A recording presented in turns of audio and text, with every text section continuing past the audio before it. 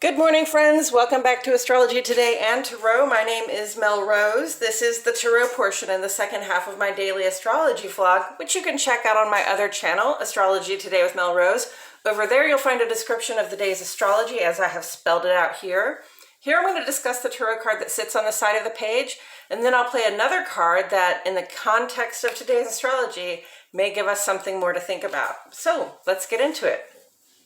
The card that currently sits on the side of the page is the Five of Cups, and it is here because it correlates to the first 10 days or the first decan of the sun's transit here in the land of Scorpio. So Scorpio is a water sign, and cups in tarot are water element symbolism. And water element symbolism is very much about our emotions, how things feel. And you know, when we have an emotion, there is often a thought that arises with it. And when we have an emotion, there's also like a physical sensation that will arise with it. So it's all that stuff, the intuition that comes with it, the information, the questions that come up, and the physical sensation of the emotion as well. And so we come to the Five of Cups. And this does not look like a very good, like a very fun sensation emotionally, physically, in terms of our thought patterns. You know, we're in a mode here of loss, okay? And you know, the thing that's been coming across to me pretty strongly is sort of a loss of trust, or a loss of mutual understanding with somebody, right? So, you know, the cups that are spilled here, well, all of the cups, they sort of represent you know, emotions that we are willing to share. We filled these cups with love, we filled them with joy, we filled them with emotional investment in something, in a person, place, or thing, and somehow, I don't know whose fault it is, it may not be anybody's fault, but those investments got spilled. They're no longer available to share. You can't give them to anyone, you can't take them back, it's just gone, okay? And with that comes some feeling of dissatisfaction, right? A feeling of sadness, a feeling of loss. And it is appropriate to mourn the loss, especially, you know, if it really hits you in your heart in an emotional way, that you made this investment and it's just spilled on the ground and there's no getting it back. You're like, oh, well, this really stinks, right? And depending on, you know, the situation, it could stink pretty bad. So, you know, it is appropriate to take your time and mourn your loss, and to acknowledge what it is that you gave and that you will not get back. And then it is appropriate eventually also to shift your perspective and to notice that you still have standing cups. You still have love. You still have opportunities for emotional connection. You still have opportunities to seek emotional satisfaction, okay? So mourning the loss, we put it behind us. We pick up our cup of our full cups of love, and we traipse off on down the river, over the bridge, you know, to the place across the road, and see what more we can make of our ability to connect emotionally, because we always have that ability to connect, okay? We have a bottomless cup, a bottomless source of love and emotional investment to give, if only we are willing to try to share, even knowing that sometimes our investments get lost and it hurts. Okay, and with all of that said, I'm going to turn this card. Oh, I got the Nine of Wands. Okay, so wands are fire element in the tarot. This is about drive, determination, motivation, spark. It's about being assertive or even aggressive. And, you know, when we come to the Nine of Wands, we're kind of close to the end of the journey here. So this is a person who's clearly worked very hard. You would even say that they have probably fought pretty hard to, you know, to get all of their wands. I often tend to refer to wands as sort of trophies, as sort of, you know, look at this thing I got as a result of the achievement I made. So by the time you get to the Nine of Wands, you're like, I've been at this and look at everything I've achieved, right? And nobody is going to question my record of achievement, and nobody is going to stand against me in terms of this record of achievement, okay? Like, I have done it all.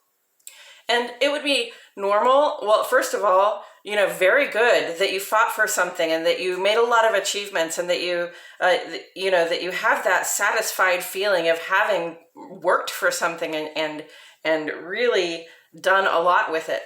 So also, though, what comes up is sort of a defensive stance, right? Like, like, you know, nobody can challenge me on this record of achievements, right? But you know what I see in the wands a lot is a lot of opportunities to get slowed down. And that's funny because wands are about speed, they're about efficiency, they're about moving the heck forward, they're about getting on with it. Okay, when you get the Eight of Wands, you got all these wands coming from the side and it's like, you know, go for it. It's just a very go for it. There are a lot of wand cards that are very go for it vibes. Just a big thumbs up, like, yes, you're inspired, you are driven, you're passionate, go do it. The Nine of Wands here, though, I see sort of another opportunity like the Seven of Wands to get slowed down, to get distracted by all the achievements that you've made and get distracted maybe by your defensiveness around your record, right? In such a way that you will stop and you will become defensive of what you have done instead of thinking about what you're going to do. And, you know, there's this sense of looking to the past, right?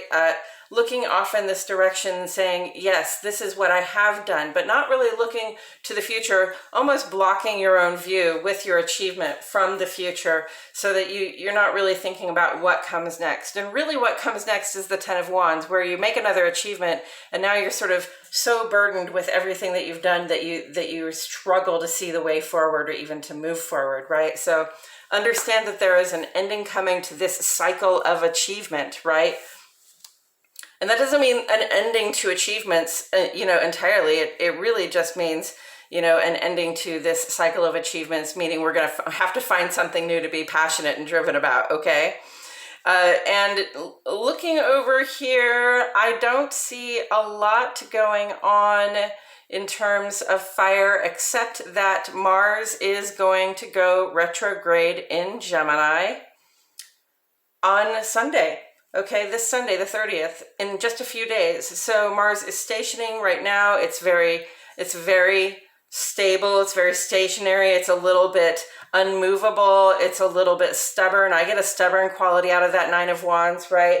Mars, which is usually so forward motion oriented, is really stuck in one place right now and getting ready to start moving backwards. Okay, so this looking back is definitely a theme. You see the Six of the Gemini and the Six of the Wands there.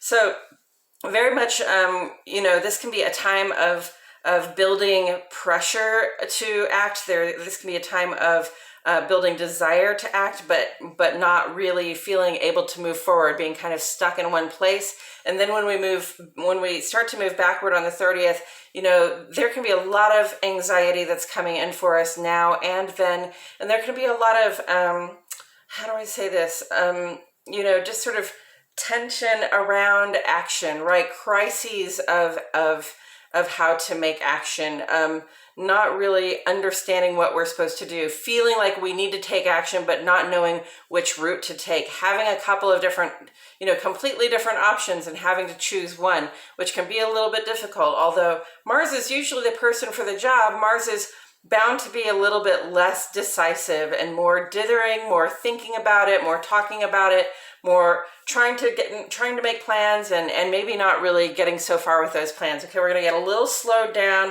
We're going to get a little stopped up. It's going to last for a while. Okay, friends, so I just want to give you the heads up on that. We're going to talk about it again the next couple of days because it does happen on Sunday that Mars goes retrograde. And then we're going to be talking about that for several months well into the new year. Okay, friends.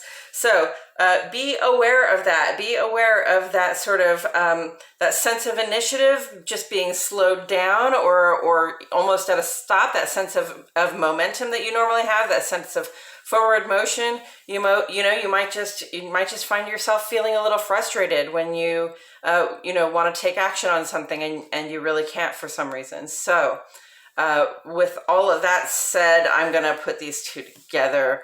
So the Nine of Wands looks back at the Five of Cups that looks down at the Three Spilled Cups. That's interesting to me.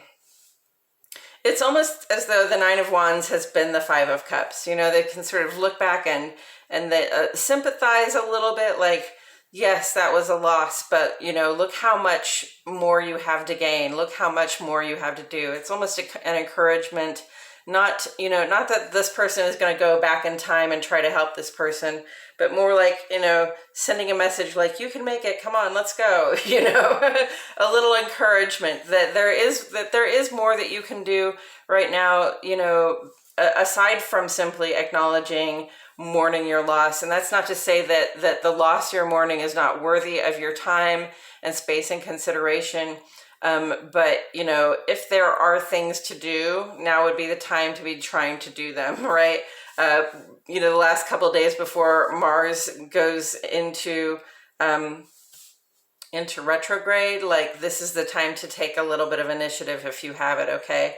And I'm not entirely satisfied with that explanation. You know, I do gather some perhaps defensiveness about not wanting to let go of whatever it is that we have lost, right? Like, oh, I gave myself to this situation, and now, you know, the investment I gave is truly lost to me. It's lost to anybody. It's not shareable. I can't give it to anyone. I can't take it back, right? You can't take it back, and you can't get it back, can you? But that doesn't mean that we won't sometimes defensively sort of sit in our grief and our sense of loss and try to cogitate ways, right? Try to think up ways, try to inspire ourselves with ways that we might go about getting it back.